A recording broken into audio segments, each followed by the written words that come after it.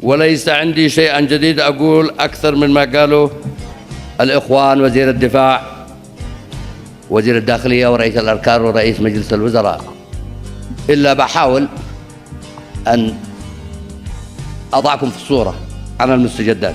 أولا، تمنياتي لانعقاد المؤتمر السنوي لقادة القوات المسلحة والأمن التوفيق والنجاح. التوفيق والنجاح لهذه المؤسسة البطلة. لقد قطعت شوطا متقدما في عملية البناء النوعي خلال الأعوام المنصرمة، وبالذات 2010.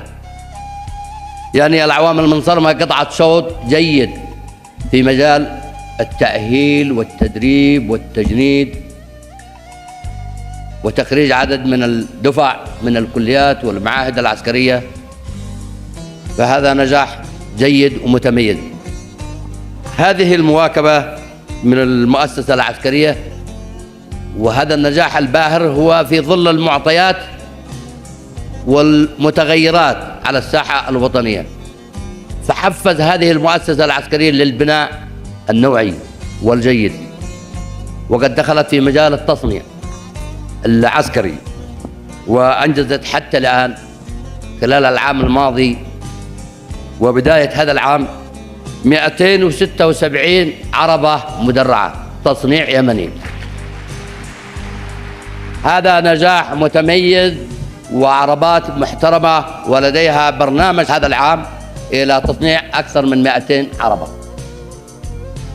مدرعة، وذلك للحفاظ على سلامة الضباط والصف والجنود أثناء أداء الواجب، لأن المؤسسة العسكرية مستهدفة تماما والأمنية من قبل العناصر الإرهابية، خاصة تنظيم القاعدة، وكذلك عناصر خارجة عن النظام والقانون،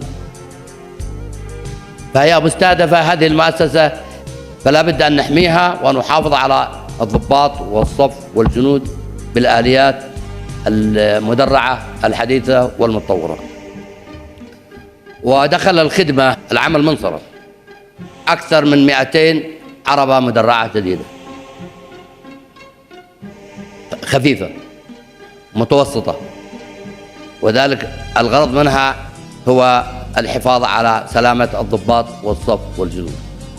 إذا نجاحات ممتازة، نجاحات ممتازة وباهرة في المجال التصنيع العسكري، وهي الباكورة الأولى، وسيستمر هذا التصنيع إن شاء الله ويتطور. التجنيد النوعي في المؤسسة العسكرية والأمنية، العام المنصرم تم رفد المؤسسة العسكرية بعناصر شابة